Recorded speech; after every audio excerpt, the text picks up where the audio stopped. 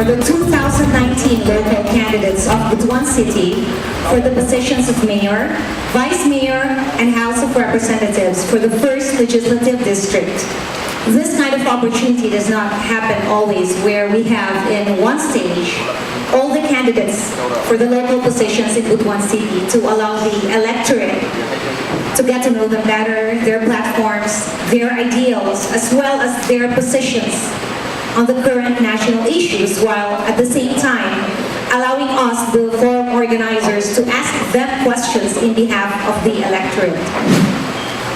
Candidates, we look forward to hear you articulate your policies, your positions, as well as your values.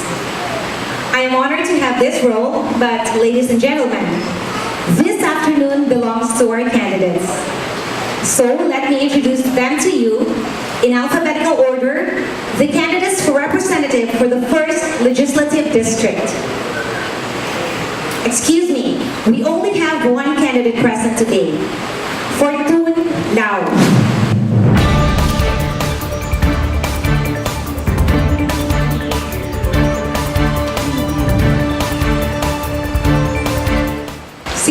For your opening statement, sir.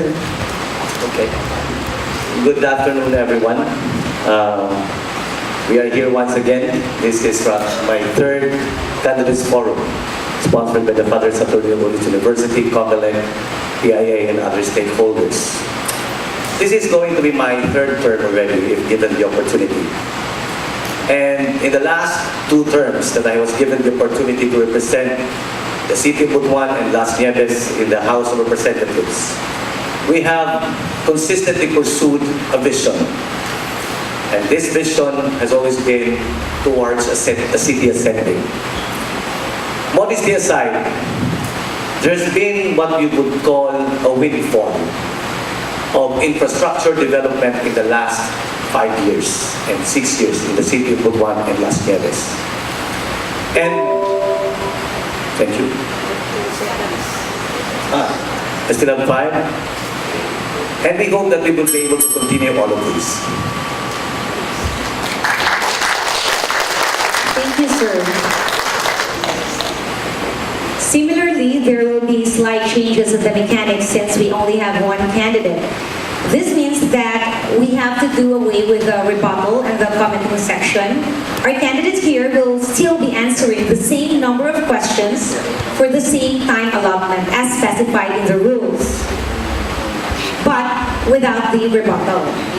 So, Mr. Fortune, please pick your first question, sir.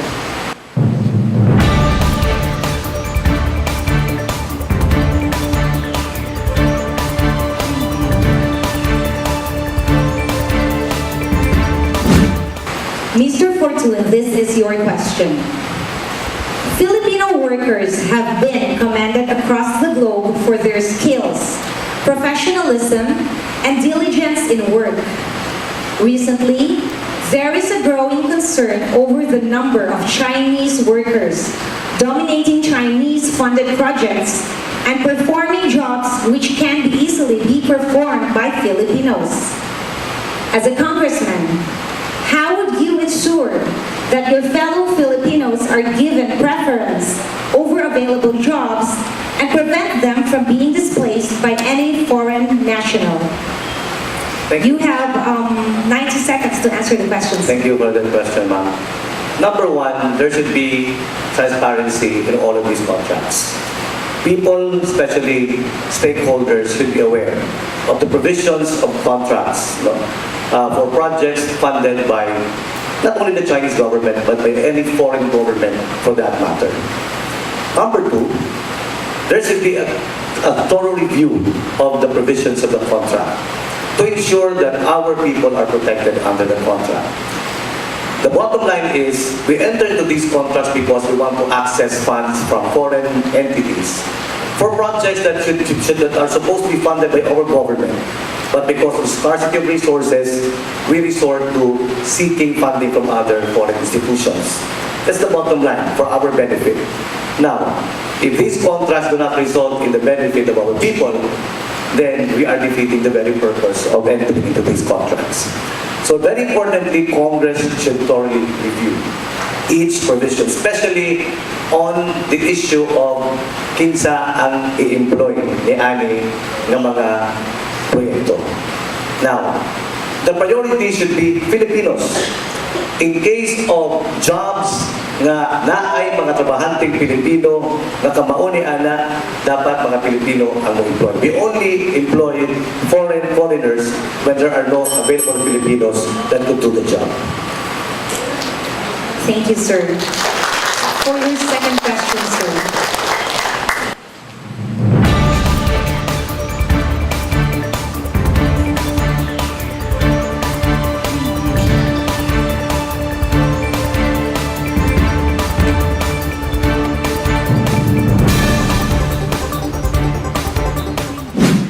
Mr. Fortune, here's your question.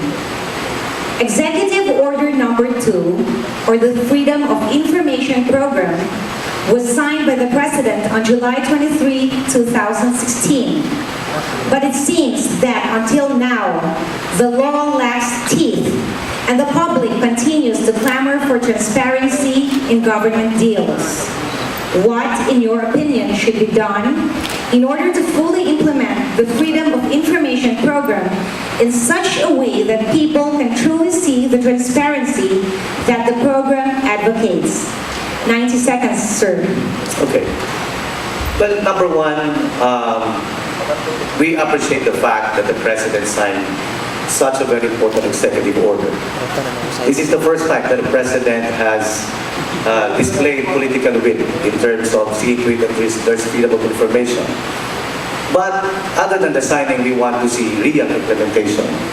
And the sad fact is there are still agencies in government that are not strictly implementing the Freedom of Information Executive Order. So ang ginahanglan natin, implementasyon na ng executive order, implementar siya, ipatuman o tinudanan. But in the long term, we should not just have an executive order. We should have a law. I am one of the principal authors of the Freedom of Information Bill in the House of Representatives. And it is sad to note that that bill has languished in the committee.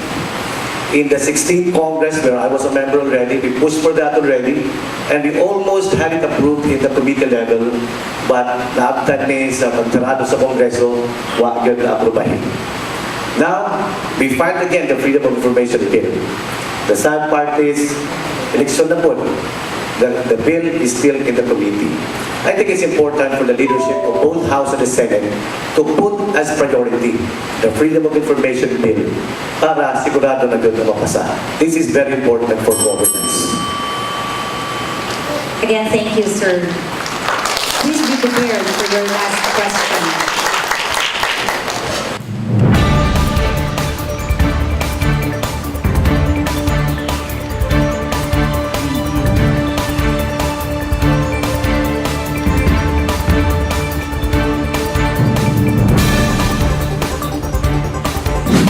Your last question, sir, is, what is your position on the proposal to a shift to a federal form of government?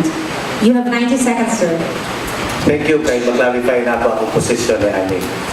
Okay. Number one, I did not vote for the draft federal constitution in the plenary of the House of Representatives. Why? Because that is not the kind of version that I want, that I am in favor of.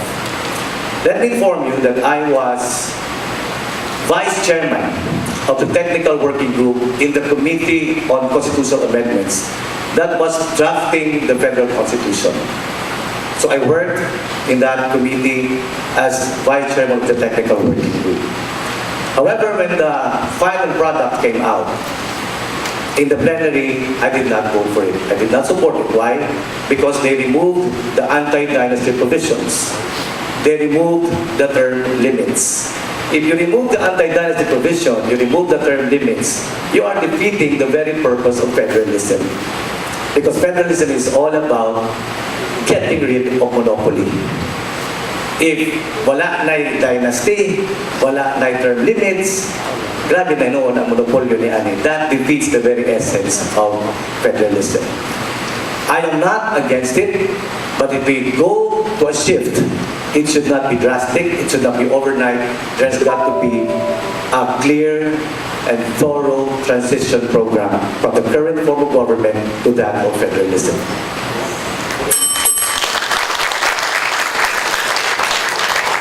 Again, thank you, sir. You can now deliver your closing statement. You have 60 seconds. Okay, I'd like to say the same thing that I said in the last forum.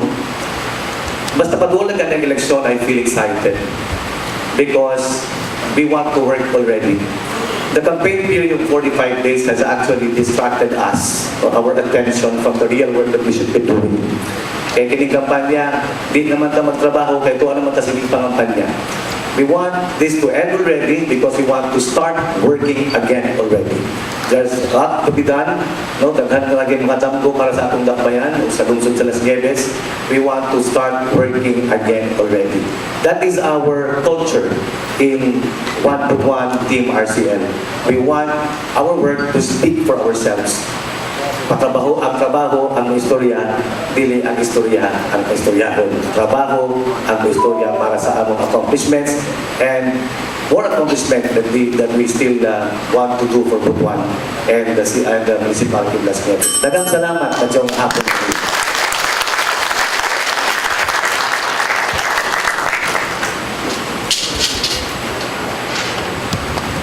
So the first part of the forum is officially closed. Again, allow me to acknowledge the agencies behind the putting together of this afternoon's forum.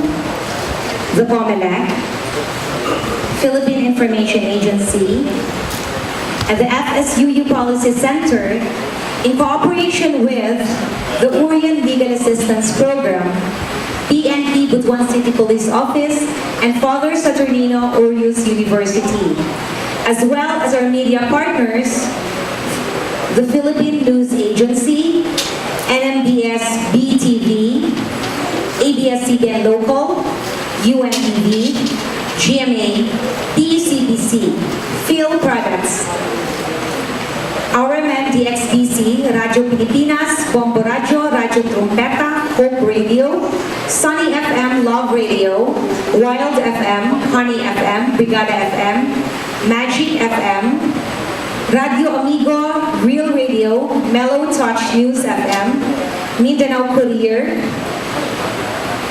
Mindanao Central Daily, Manila Bulletin, Northern Mindanao Chronicle, and Mindanao News Courier. We would like the audience to be informed that the questions that were being directed to our candidates here were the result of a survey, a 2009 poll survey conducted during the period of March 15 to 25, 2019 in all of the 86 barangays of Butuan City. The respondents of this survey is comprised of 1% of the registered voters of the entire city. Now let's move on to the second part of the forum. In alphabetical order, the candidates for mayor. Sean Edward. Sir, please approach the stage, sir.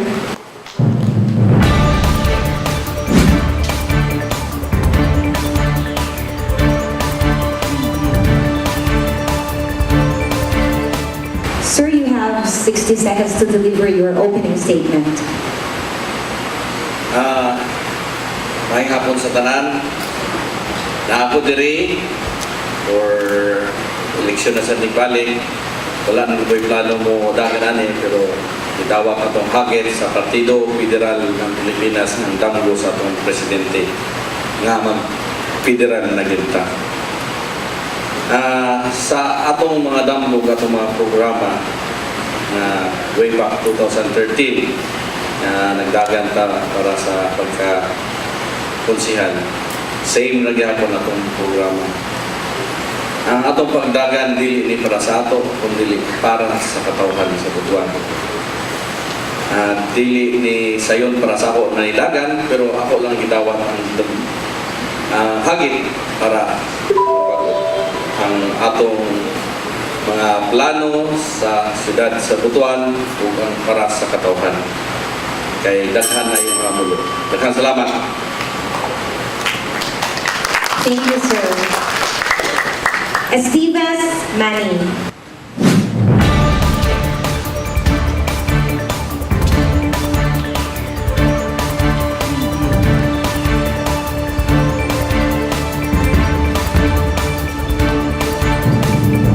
Thank you, sir. You have 60 seconds for your opening statement. Masaya ka kay para man mga tao manginahanglan. Huwag na ka istorya. Kita may kamera niya. Mo niya akong gusto o. Mo niya gusto na ko. Huwag na ka istorya. Pero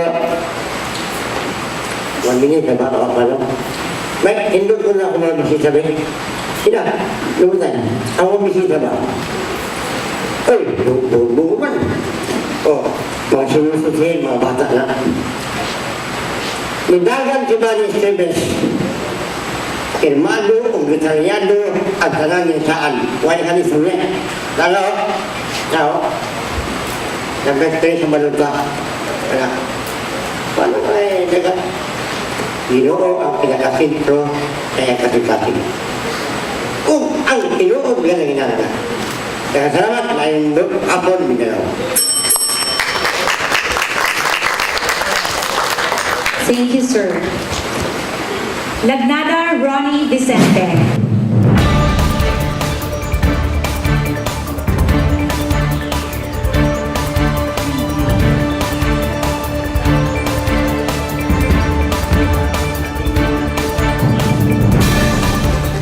Thank you, sir. You may now deliver your opening statement. You have 60 seconds.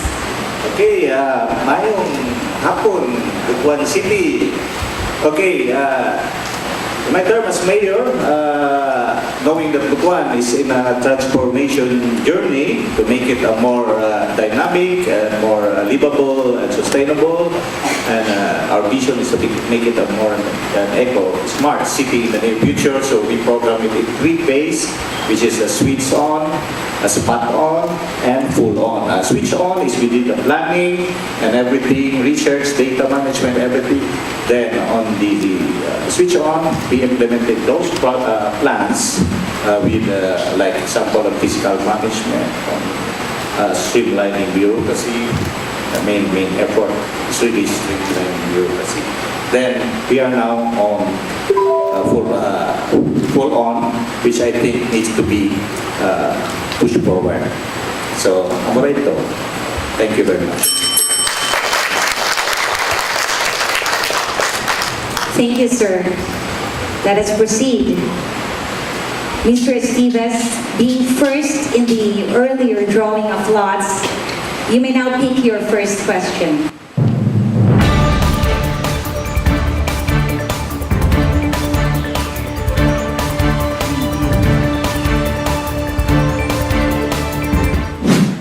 Mr. Estevas, here is your question.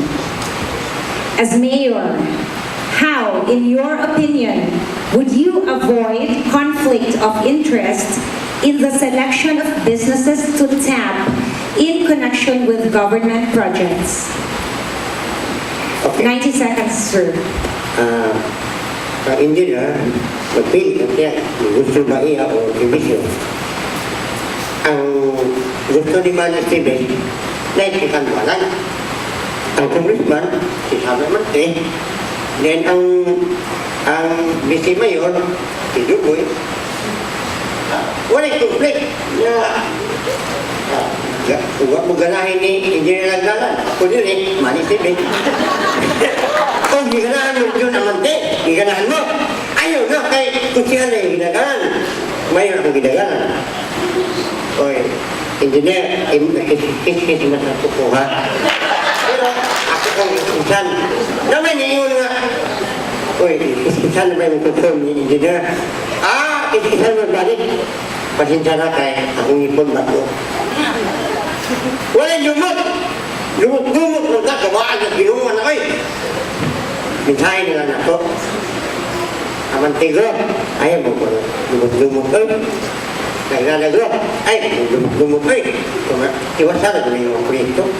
Kasasaw na kayo. So, magawa to. Ang Tara na kung gisulti. Lalo! Lalo! Kaya kadunggan pa ng 8. Oy! Nagpagtigos balunta.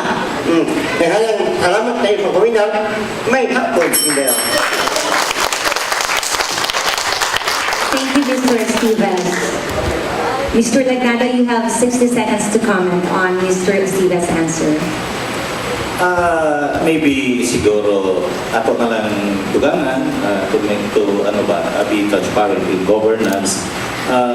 When I became mayor, I first executive order was really to issue to ban all relatives up to 4th consanguinity not to engage business in the city of Butuan para ma-avoid ang conflict of interest. And at this moment, yes, that's being followed. Yan na po. Thank you, sir. Your comment, Mr. Chan, for 60 seconds. Mr. Stevens, my question is about sa conflict of interest. So, dapat nata dito sa focus na dito na punto sa puntan. So, ako na lang sa inyo dapat ma-arong din nato ang business o ang personal. Kay mabudon natin PGFs natin na di nato makita na ang isa ka leader nag-apil-apil. Ang sulti ni Digong narana sa pangubos ang mga proyekto. Ayaw na maabda sa lamisa para clear na wako'y labon sa mga project na wala ma-conflict. Kaya ang punto sa presidente ang kadala sa atoa na dapat kita nga mo leader sa isa ka syudad wala tayo apel sa mga proyekto. So dapat muna itong kita sa tao na dili pang kapil-apil lahi nga grupo nimo mo asikaso. Kaya salamat. Thank you, sir. Mr. Stevens, sir, you have 30 seconds to reply to their statements and close your argument. Dengan bangunan dengan ayo. Halo. Halo ini yo. Apa? Pinwa dulu saya dulu banyak dunia. Tidak bakak-bakak selamat.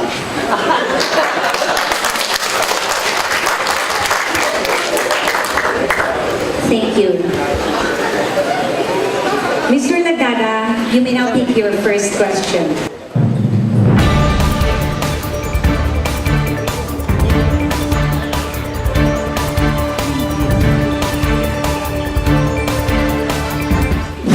Mr. Lagnada, here is the question. In the recent May 2019 poll survey conducted by the FSUU Policy Center, the most pressing issue identified by the respondents of the survey is garbage. If elected or re-elected mayor, how will you address this issue? 90 seconds, sir. Okay, first of all, surveys are conducted in different manners. So, iba-iba yan ang framework. But again, we respect all surveys na kinonduct, especially by the university on the opinion of the people. But again, surveys are just surveys. So, at the end of the day, it's still the official votes of the people that counts. So again, these surveys are just guides and opinions on a chosen few. So again, Vox Populi will still be the real voice. Yun na po. Thank you, sir. Mr. Stevens, you have 60 seconds to comment on Mr. Lagnada's answer, sir. Ako nang nalitun. Wala! Kasi yung mutalan, bentainan nyo. May amantigro, may naglalagyo, independent ni, kung wisman ako, San Mante, akong vice mayor, si Dupoy, kung bapil din ni engineer, tiwason ako yung programa. Kani, Ikapoy na siya pagka mayon oy. Kasi mayon sa ako nga. Mani, bay. Ayar baka niya. Naggagar baka. Tao. Mga kundi. Parintir ba na. Ino na kung mama. Mama na ko. Kapos si istorya magbalik. Lalo! Lalo! Primado mo din!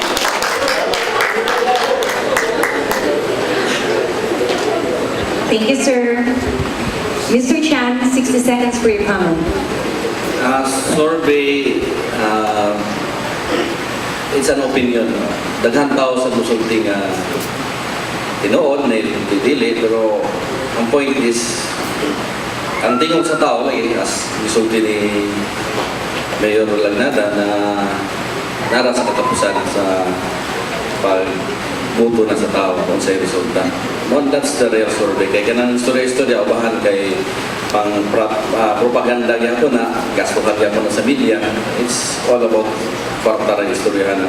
So kung mayo ka mo gasto para sa media, siyempre, gwapo pag-survey. So, it's not that. It's in the heart of the people. People wants to change. Kung change din sila, na silang kasing-kasing para sa kabaguhan nila. So, kung feel nila na kinsay maayan na nila ito, so di matamamubos is the choice of the people. Tao rin ang buod na. So, survey will be a survey. Thank you.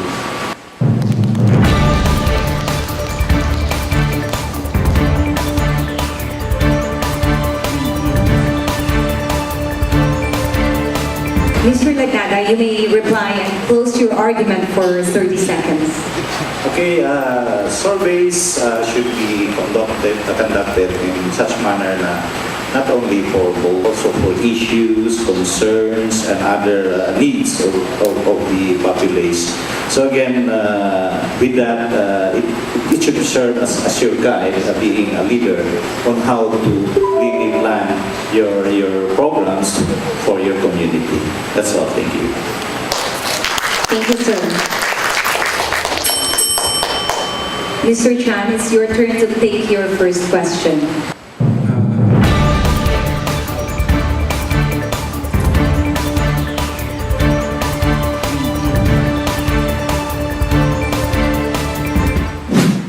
Mr. Chan, the third most pressing issue identified by the respondents in the recent 2019 election poll survey conducted by the FSUU Policy Center is water supply.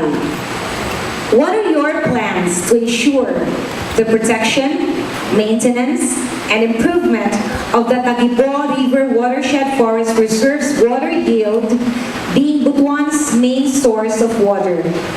90 seconds to answer, sir. 30 seconds lang lagi na. Oh, that's enough. 90 seconds. Tagibo is na naman natin ha.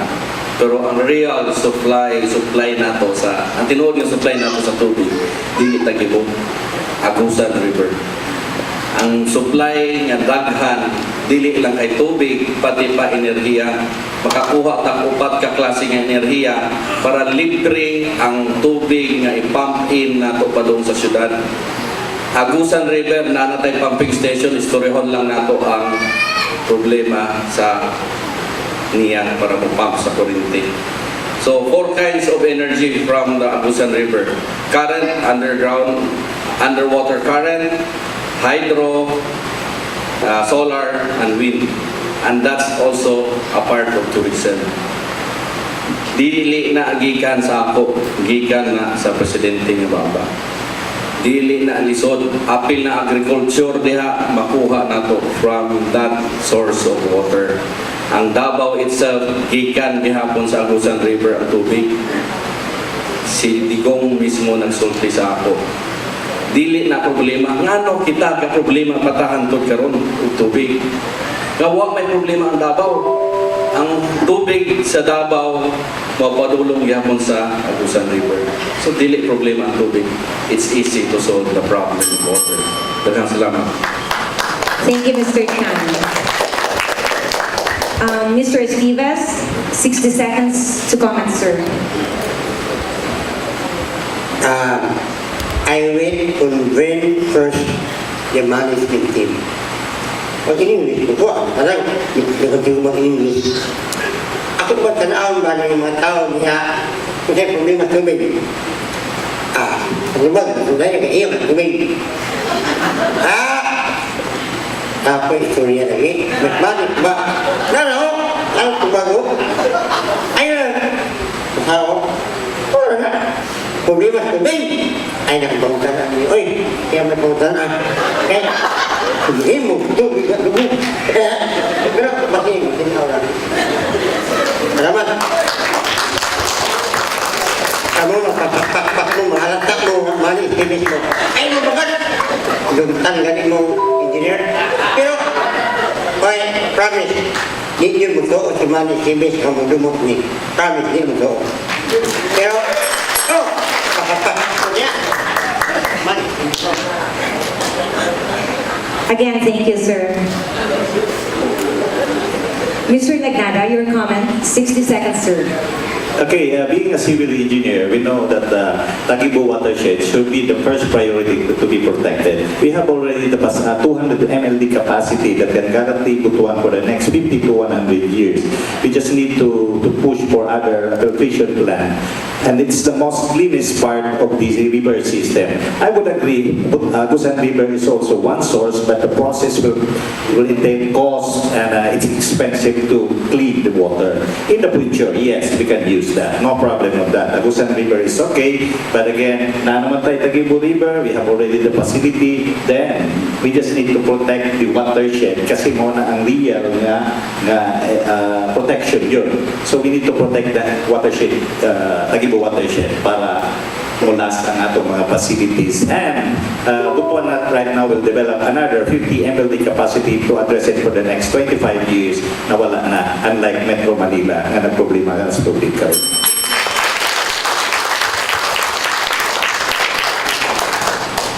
Thank you, sir. Mr. Chan, your reply and closing argument. You have 30 seconds.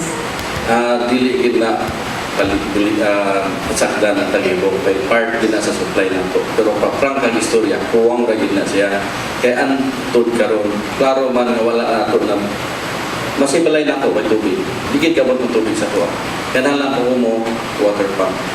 Ang real nga story is maghimo taglain nga source para natin tubig. Agusan River is very easy. Nahimo magnandagat ng tubig ng potable water. Kana pahimon nga fresh water. Dili imposible. Ang ato na lang.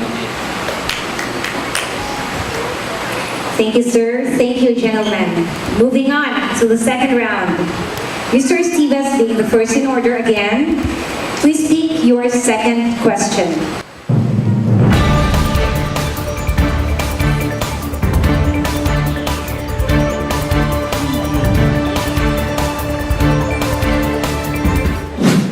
The question is, sir, what basic service in Butuan you believe needs most improvement, and how do you propose to bring solution to it?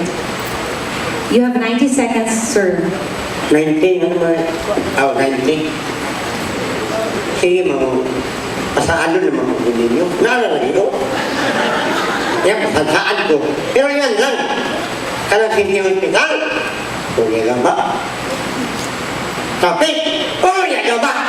Masura. Puri gaba. At lubig. Medyo gaba. Pero ayun natin yung malugay. Hindi ayun na. Baka na medyo na yun mag-away eh. Ayun mo, tumigil mo here. Tumuga. Na, ako naman ginoon na pinta. Kung dagan pakpak mo kay akong iyak-iyak na ka, may mga istigis. Mulang dagan ang mubuto. Hinaot.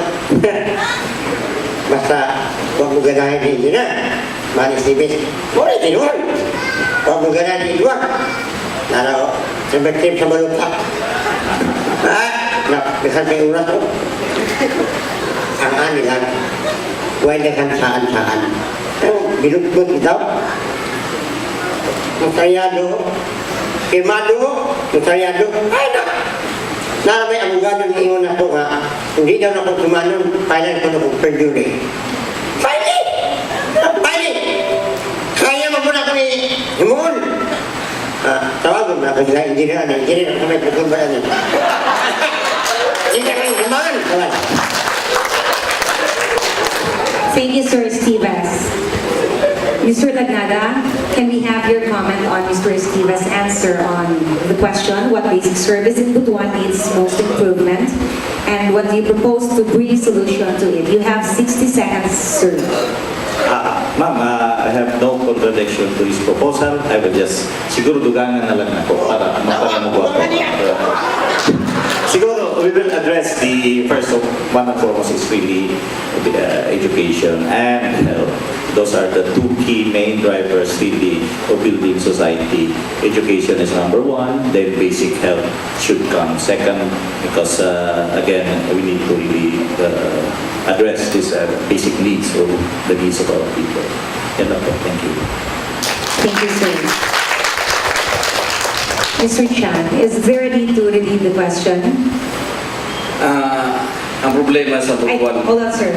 Do I need to read the question again? Okay. What basic service in Butuan you believe needs improvement, and how do you propose to bring solution to it? It's been answered by Mr. Estevas. We just need your comments, sir. You have 60 seconds. ang kinahanglan nato suportahan isang health nato kay nanay gihatag ni Sabbonggo nga Malasakit Center pero wala pa tay mga kwarto sa city. Unsa man nato na atong Malasakit Center mahigdaon na nato mga tao diya sa salog. So ang atong proposal dapat at least na tay 3,000 ka kwarto ato ibutang din ha or 1,000 bakaha para ang the whole Caraga region kay regional center man ta matagaan nato serbisyo kay wa may naimdanganan ang atong katawhan sa Caraga kundi ang regional center which is kita nga Butuan City. So dili nato na ingon nga duwa-duwaan nato na Malasakit Center nga ang pasyente ikaw ra pasulon kay dagan tambaw nya ulion wala na matiman pag-ay sa doktor. So ang importante ang atong mga pasyente health first o sa na ng the rest kay walay mahimo nga trabaho kung masakiton na ng tao. Thank you, sir. Sir, Mr. Estevas, please reply to their statements and close your argument. You have 30 seconds. Kailan, oy? Kasisikan. Lumaya. Hapin. Nara, o? Nara. Kabasan mo kani. Bisaya kaya din. Istoryahan mo ako si Engineer Ani. Engineer, imong banding topik. Istoryahan ako, nakikot na wa. Kaya wa. Sige, pagsaan mo mo ipagsa. Kaya, wala ko. Thank you, Mr. Estevas, sir. Mr. Lagnada, please prepare to take your second question.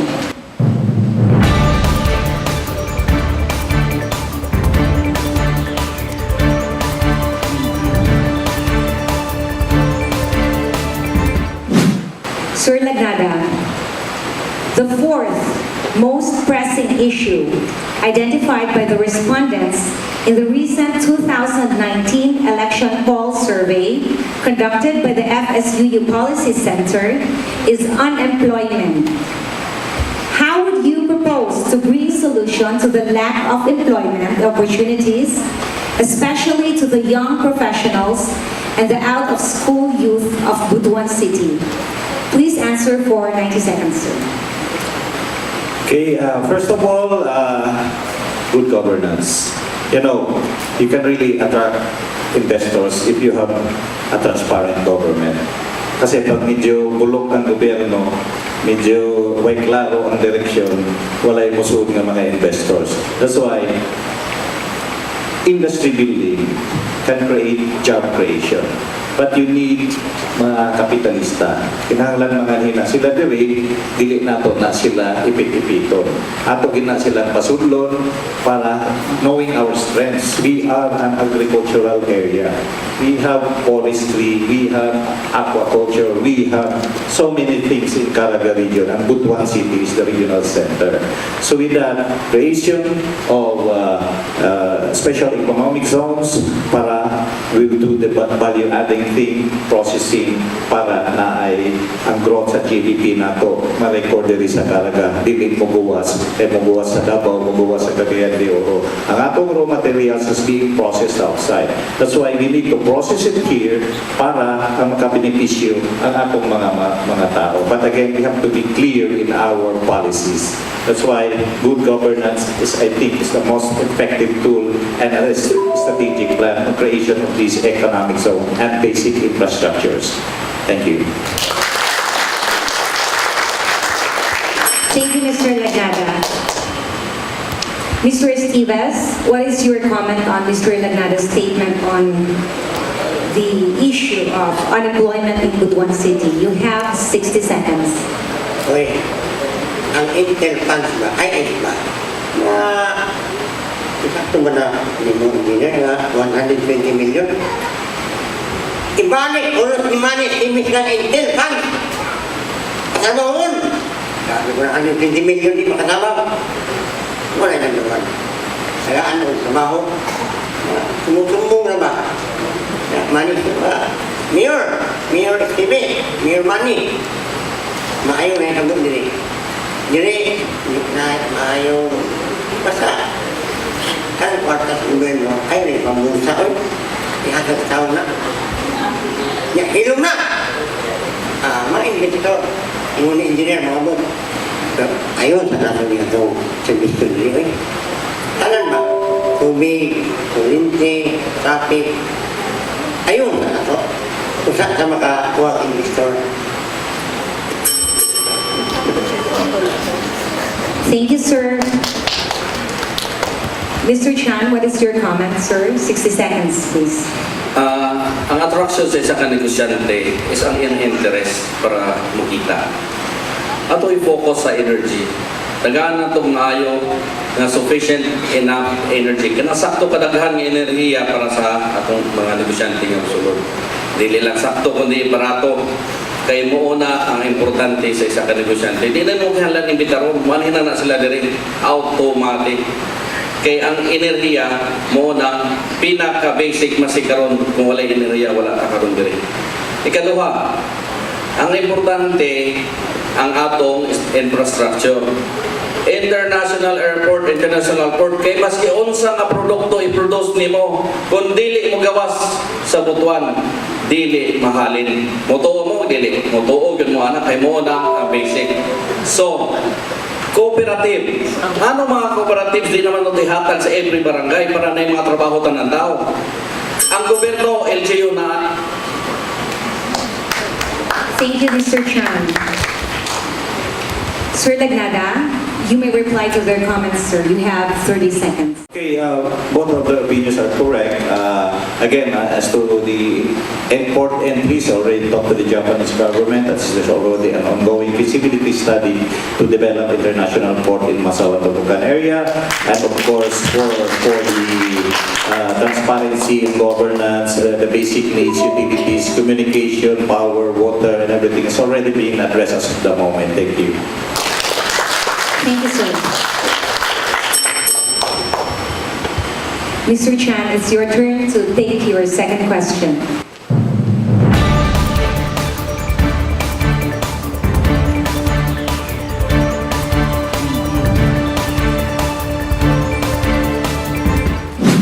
Mr. Chan, beginning some few years ago, the streets of Butuan are becoming more packed with vehicles, and there is a noticeable difficulty in looking for parking space. What immediate and long-term solution do you have in mind to alleviate this problem? You have 90 seconds, sir. Kaning Butuan, gamay ra gid ni kay nga syudad. Kaya lang nato ni i-decongest. In short, maghimo tag daghang dalan, maghimo tag lain tulay, daghang tulay, parallel to kaning atong Magsaysay Bridge. Kaya kung dili nato na himo og daghan nga parallel, ma-congested din ang sentro. Kagamaya na isang katulay, dili na maghimog lain. I-decongest na to ang next nga mga lugar, ato na i-focus sa engineering nga kinalan ang parking space. Ang parallel nga parking karon is not really healthy. It should be diagonal. Kay dili na makatabang sa mga negosyante. So kita maghimo tag tarong nga programa i-plaster nato unsaon nato pag decongest ang Butuan. Tanan dalan nga wala pa na simintohon nato.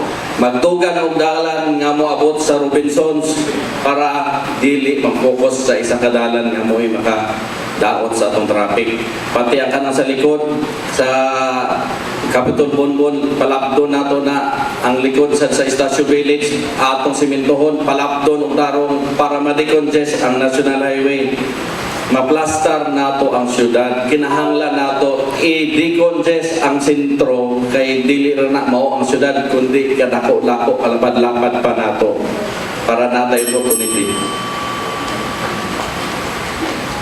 Thank you, sir. Mr. Esteves, what is your comment on Mr. Chan's answer on, or his proposal on the issue of lack of parking space in Butuan? You have 60 seconds. Okay. Before meeting kan ako ang management team. Kasi paano aning kita na karon oy tumo. Ay kamu na to. Magaw si management. Engineer engineer, mag-mayor ka sa bangin ko. Ikaw, mag-mayor ka sa bangin ko. Suban na to. Basta di mo patakan saan. Di mo pataka. Ang akong di mo pataka kung mind, kanino nasa ako ba? Kani ba? Pero, salamat sa kumilik. Kaya mga media, tanan-tanan, isa pa, ipisuyo. Ang tagaan ninyo libre na time ba? Mayroon tanan na, mirigod na. Malagi, salamat. Thank you, Mr. Esteves. Sir Lagnada, what is your comment on Mr. Chan's proposal? You have 60 seconds. Okay, as to Mr. Chan's proposal, it's already been taken care of as of the moment by doing the master planning for the city for ring and radial roads, and some of it is already being under construction, widening works, and those parking spaces, I inhibited that when I sat down as mayor. But again, we have to set new policies really, because that's a problem with lack of yung building code natin, wala masunod. So again, that's why we need to review our building codes, especially if you have big commercial building, you should have parking space also. So again, nagtitipid yung mga negosyante. Again, that's a part of poor planning and a part, yung tawag dito, yung lack of will to really implement the policies. So again, we need to review that. But again, the solution really is to decongest Butuan. I would agree with him. That's why we are now doing the master planning outside of Butuan City right now. Thank you. Thank you, sir. Mr. Chan, your turn to reply and close your argument for 30 seconds. Decongest dapat ma-implement tayo kay importante na kay ang nagsakripisyo ang mga negosyante sa Butuan pati ang mga konsumador. Dili na to palabyo ng isa ka tuig, isa ka semana, kundi as soon as possible kung nakita na to ng problema na ang traffic o ang parking space, pangitag paagi tayo. So, wala in solution, action mo ng gusto, servisyo, sulti pa ni Digong para kamulo. Thank you, Mr. Chan. Sir Esteves, please prepare to take your third question.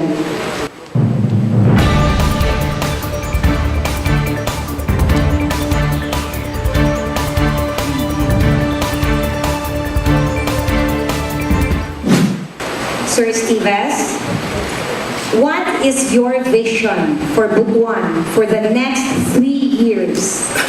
If elected mayor, how will you fulfill the said vision? 90 seconds, sir.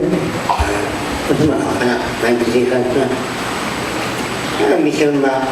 Wala yung kurak-kurak lagi. Mahulog akong oras anak na makakapunta. Lalo! Ano ka na? Bakit? Mission anak, tayo na kayo. Ayaw na mag-mission nila. Wala yung mission na to. Ayaw na. Sa mission na to. Mauna ang tuyo. Lahat may istorya. Lahat pamis-pamis. Pero naman ako isuportahan dito ay si Team Pamilyo sa Partido Pilipinas. Kung hindi makaroon tayo, Jugoy na si Mibusa, kaya Sony Karampasana. Kuya mo na kinakayo. Manisimis na. Pero ang vision, walay ilan-ilan, walay maka, walay kawat-kawat mo yung vision ni Manisimis. Tagaan mo pagdagan ang kinahanglan yun. Senior citizen, doon kayo. Dakan kayo. Walay ilan-ilan, walay maka, ang vision ni Manisimis.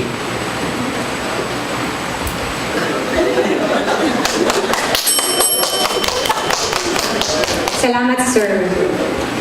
Mr. Nagnada, what is your comment? 60 seconds. Visions are supposed to be your guide, your dream, your direction. So everyone should have that.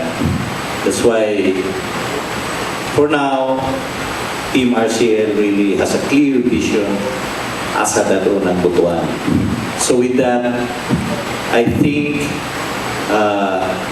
ato na lang siguro idugan kang akong partner Steve is here na I think we need to unite, we need to have a common vision kasi we want to call for unity really because there should be, it's a two-way process.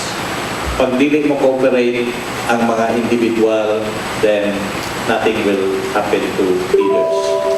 So again, we call for unity to really get to that vision we want to. Thank you. Thank you, sir. Mani, dapat ang imong vision. Hold on, sir. So we can set the timer. Okay, sir.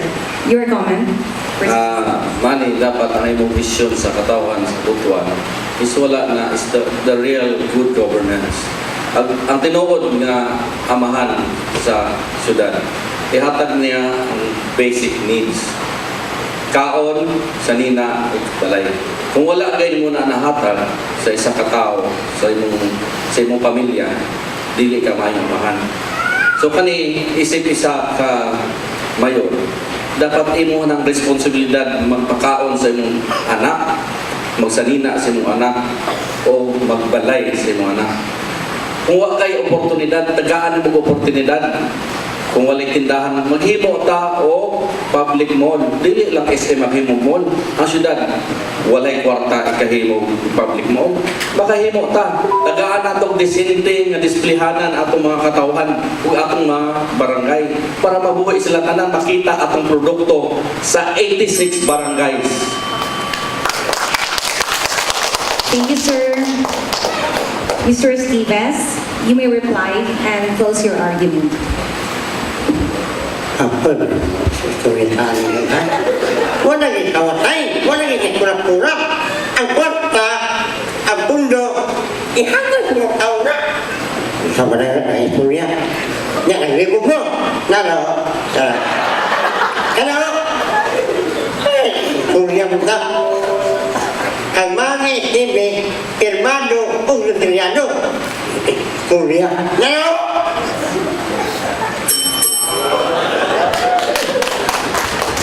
Thank you, Sir Stevens.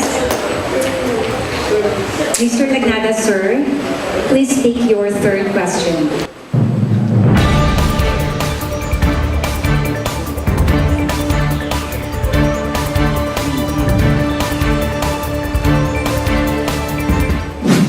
Sir Nagnada, the fifth most pressing issue identified by the respondents in the recent 2019 election poll survey conducted by the FSUU Policy Center is flooding. What are your plans to address the issue on flooding? 90 seconds, sir, please. Okay, as early 2008, the Japanese government has already funded to protect Butuan City with the protection by constructing the levee to protect Butuan from the overflow of the Butuan River, but they forgot to build the urban drainage system. That's why when I sat down, I immediately called for the all agencies to come up with a good plan, and there's already a plan right now, and we are implementing some of the projects, but again, due to budget constraints, we are asking the national government to help the city in developing this urban drainage system. But again, we want it to be more sustainable. That's why we're also looking at how to treat the wastewater system. That's so that when it goes back to the river system, medyo na, because we want to be also to be sustainable in that way. Again, ongoing construction of this big drainage system is already there, and we are trying to get some other funds to finish it. Again, there's no magic money in construction industry. That's why there's timelines always. There's always timelines. There's no such thing as naanadayo na siya. We have to wait. We have to be patient. But again, it's also limited to budget. And again, kung sa ngayon lang, naana na siya ang atong master plan ng urban drainage system.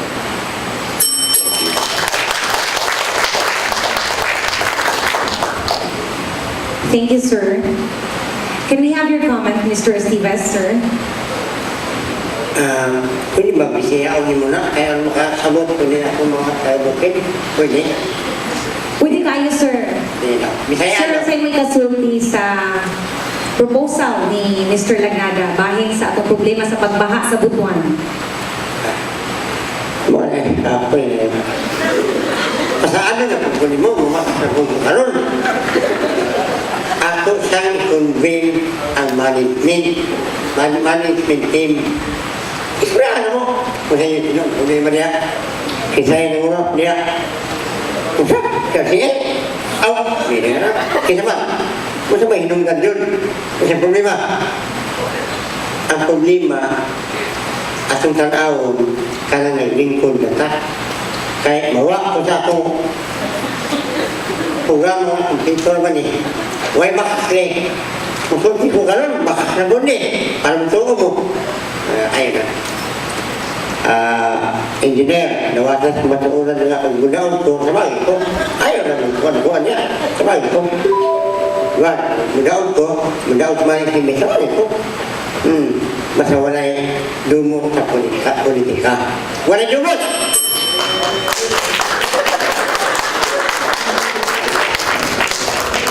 Thank you, sir. Mr. Chan, may you please comment, please, sir?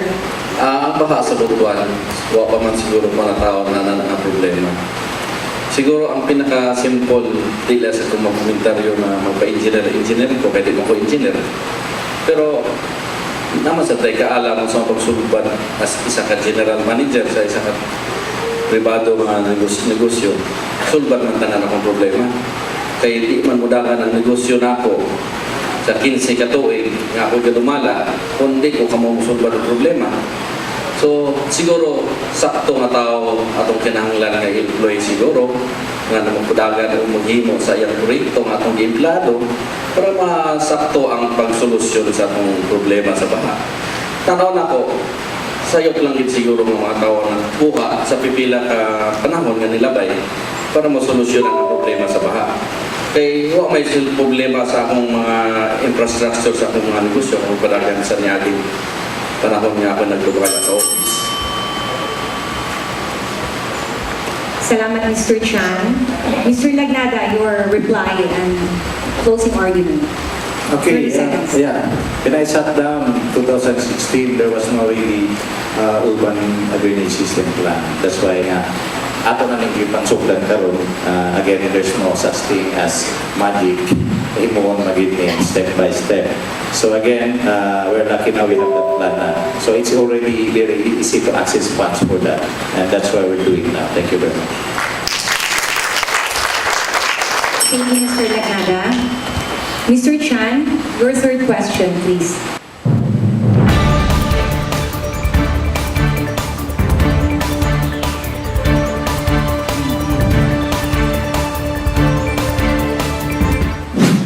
The question is, how can the government of Butuan, under your administration, empower our IP brothers and sisters, our indigenous people brothers and sisters? Please answer in 90 seconds. Ang mga lumad, kinahanglan din nato na suportahan kay sila ang pinaka-original diri sa sudad sa Butuan. In fact, dili lang kayo pag suportahan nato sila rin mabuhi dili. Makita nato kung kinsa ta, kung asa tagikan. Aside from that, dili lang kana atong turismo mo improve. Tagaan nato silang isa ka lugar sa atong konseho para tanan mulo nila madunggan nato. Kaya kung dili na sila diha ibutang sa konseho, mawala sila, dili nato sila makialaman. So dapat ang ilang tingog adlaw-adlaw madunggan nato para magawas nato ang ilang mga talent o ilang mga produkto nga mailhan kay wala pa ning Pilipinas na namuduan kani nga mga lumad nga atoa kinahanglan ato ipakita muning tag-iya sa Pilipinas kay wa pay Pilipinas na ni Butuan City. So ang ilang produkto ato tabangan o develop para makita ang Butuan City. Mailhan nato kinsa o unsa ang mga Butuanon kay kita ang pinakauna nga sibilisasyon sa Pilipinas. So hinaotunta kitang tanan mo suporta dili lang ako. Thank you, sir. Mr. Esteves, may you please comment on that, sir? Chiarman Esteves, dato mag-Indo. Puro naman. Sa'yo na naman problema, ha? Ako'y mag-istorya lagi. Masang tanan ikaw, naman diri. Na Facebook, tanaw ninyo, sa text. Kung dito diri. IP, in the newspaper. Dugo na ko, hindi na ko natabangan. Pero sa mga Muslim brothers and sisters, Assalamualaikum warahmatullahi wabarakatuh. Mag-abot mo kami sa mga nitibo kung sa may meaning ang ibe. Ginawa man naman, inisingid, ginawa man naman, inisingid. Bagay. Nalawan yung TikTok na. Naibiling anak. Thank you, Sir Esteves. Sir Lagnada, can we have your comment on Mr. Chan's proposal on the issue on how to empower our IP brothers and sisters in Butuan? Thank you, sir. Okay, first of all, regarding like giving them a voice in the council, we have already done that, and it's already under the office of Committee on Youth People under Derek Plaza, and we already come up with the created the People's Council for the city, which they can also sit as member of one sector to be represented. And of course, but again, we need to really revisit and give to empower them really is number one for me is really to educate them. Education, especially on financial literacy, because if you will give them livelihood, diba, we all know na pag-abot sa ila, to as buwangan, to as kuan, inom, to as asa na padulong, we need really to do the discipline on handling their finances. So financial literacy is one, but again, the basic education should come first. Yan lang po. Thank you.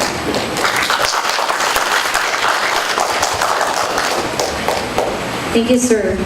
Mr. Chan, your reply and closing argument, please. For me, taas akong respeto sa atong mga IPs. So, kailangan sila guidance, tinood na. Pero, kaya nila pag naagin ang gobyerno with them. Natay DTI, natay Department of Labor, natay DOST to support them. It's just the LGU para mo support sa ila, para mag-unite ang mga government offices para kaning IBs matabangan. Thank you, sir, and thank you, gentlemen. That's the end of the third round. So now let us allow our candidates to leave us their closing statements. Again, Mr. Esteves, can you please start on your closing statements? You have 60 seconds. 30% ra ang dawato ni Manny Esteves na tuyo. Ang 60% ibalik. Pirmaan ang back-weaver ni Manny Esteves, nakamutan din eh. Sito ang Ginoo sa iyang paglumala sa syudad. Hindi na angay manapit si Manny Esteves. Kaya tanan, temporary lamang. Kana nabili nga segundo, ako istorya naman. Manny, na primado. Wala. Oh. Lima. Ako may oras niya. Wala. Salamat sa iyong Facebook na. Muni. Apa?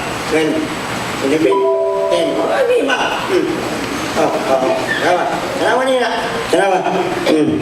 Ang magbalik istorya. Nala.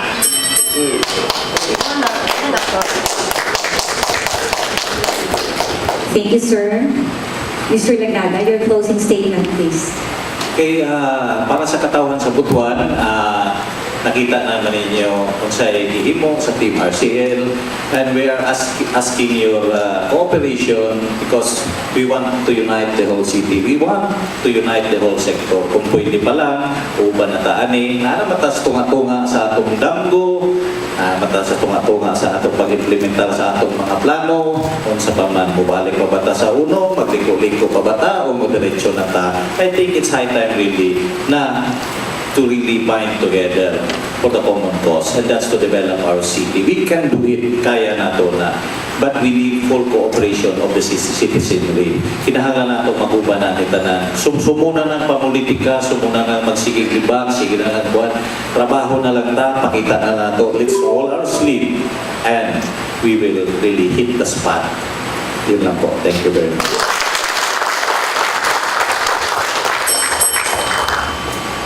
Thank you, sir. Mr. Chan, 60 seconds for your closing statement. Ako napahunok na magyug ko sa politika. Way back 2016, wala na ako. I say no to politics. Pero karon gikuhit ko sa presidente nga mo representar siyang partido.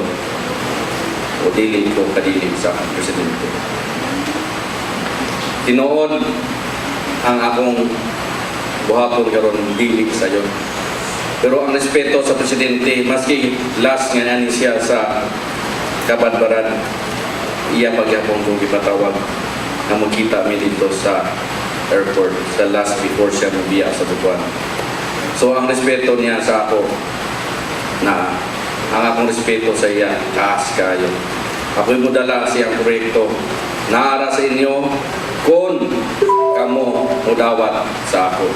Daghang salamat kay wala man ko'y lain mahatag sa inyo akong dili ang proyekto sa presidente ug iyang tingog para sa inyo.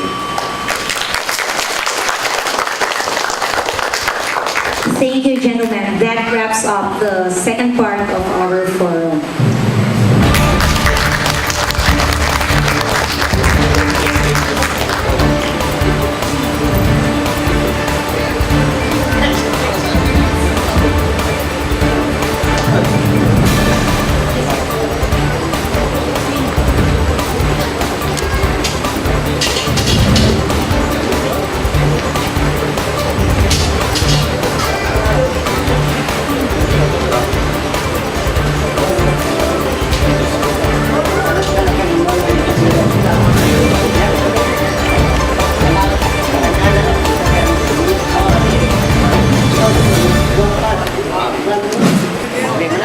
Again, we would like to acknowledge the organizers of this event, COMELEC, Philippine Information Agency, and the FSUU Policy Center, in cooperation with the Urian Legal Assistance Program, PNP Butuan City Police Office,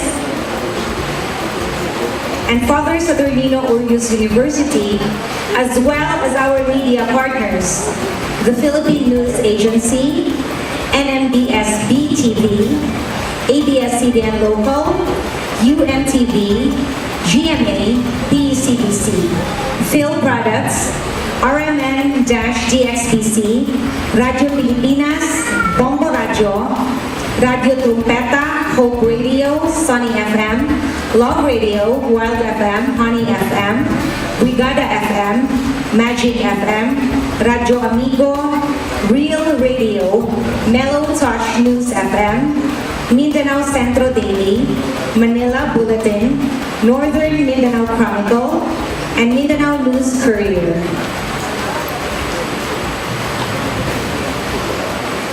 And now, ladies and gentlemen, the candidates for Vice Mayor in alphabetical order. Again, we only have one candidate present today, Munda Odi.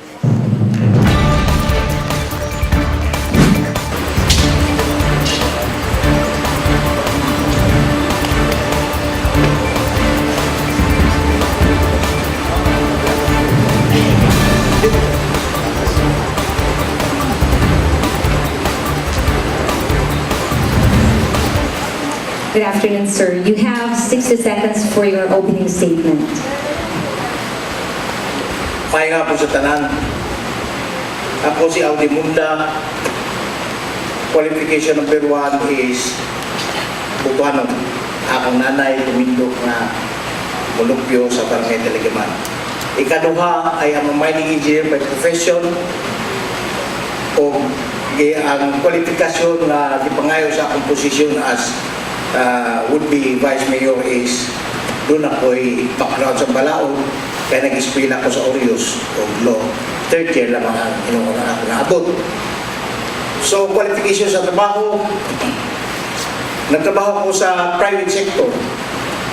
Ang guideline na mo is achievements, accomplishments, guided by objectives. So, ang ikapasalag sa inyo is accomplishment dili sa akin. Thank you. Thank you, sir. Having only one candidate, we will be observing the same sequence as earlier done during the first part of the forum. Our candidate here will be allowed to answer the same number of questions and for the same time allotment. So, sir, please prepare to take your first question.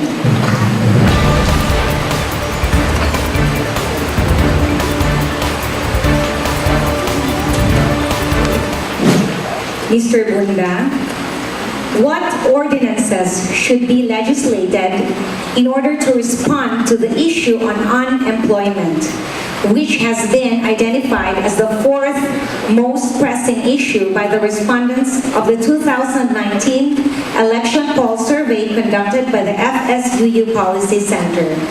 90 seconds, sir. Okay. Ordinances, pero ordinance lamang ko sa ako karon kay limited na po 3 years. So I have to time a timetable for 3 years. Ordinance para sa tax incentive, no?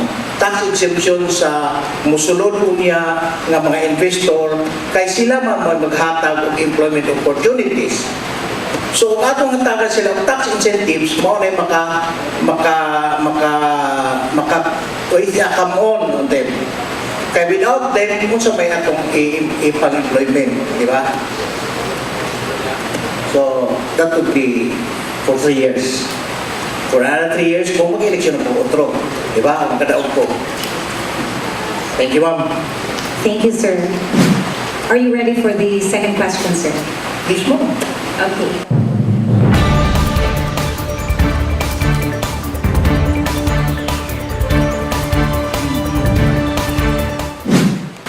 Sir Munda, the conversion of agricultural lands into non-agricultural purposes, like commercial and residential purposes, is increasingly taking place in Butuan City.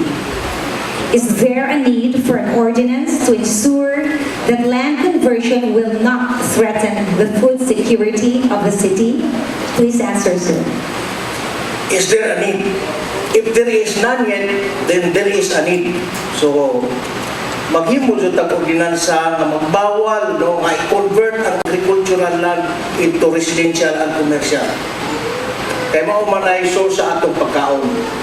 No? In fact, maghimo maganita mag-convert maganita og mga yuta forest land aron imuon tong agriculture. So unsa pa ka kung agriculture na ni? Unya ito atong i-convert to residential. We should have an ordinance that not only prohibits but penalizes the conversion of agricultural land into other purposes. Okay? Thank you, ma'am. Thank you, sir. So let's move on to the third round. You may now pick your third question, sir.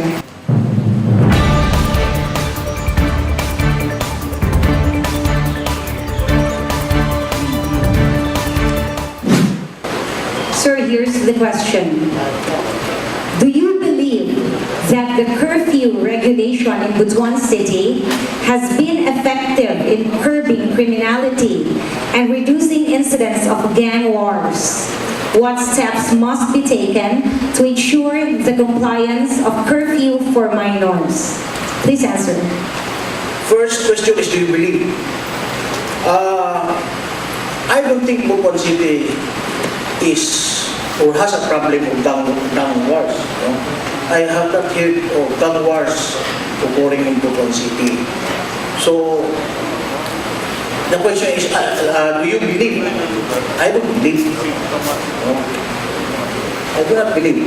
Yes, sir, that is the question. Do you believe that our curfew regulation has been effective in curbing criminality and the incidents of gang wars? Curbing is, this should be an existence first, no? Nausa ang gang wars, no? Gang wars.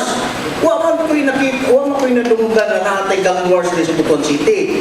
So, kung i-curb na nato, nakakurba na, I can say, okay? What steps? So, enforcement of pagpatuloy sa kanang roving sa kanang barangay tanod during night time. So, mga na yung steps, no? Intensify para lang to prevent. That is all, ma'am. Thank you, Kayo, Sir Munda. That ends the third round of this part. But, sir, you still need to deliver your closing statement. 60 seconds, sir. Okay. Newcomer si Engineer Mundano. Yun is first time na kami pang-politika. And all I can offer is sincerity and willingness to serve. So nabati na ako ninyo, nasa inyo pagtimbang-timbang. At May 13, you judge, you decide. That's all. Thank you.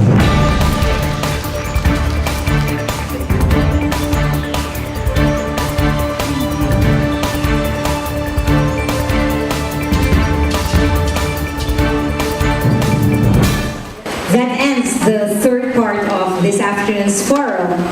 I believe all our participants have been excellent gentlemen, showing utmost sportsmanship, energy, and competitiveness. Despite the lack of some candidates, I believe we covered a lot of grounds this afternoon. So there you go, ladies and gentlemen, our local candidates for Butuan City and Agusan del Norte. Let's give them a round of applause. So the competition is very tight.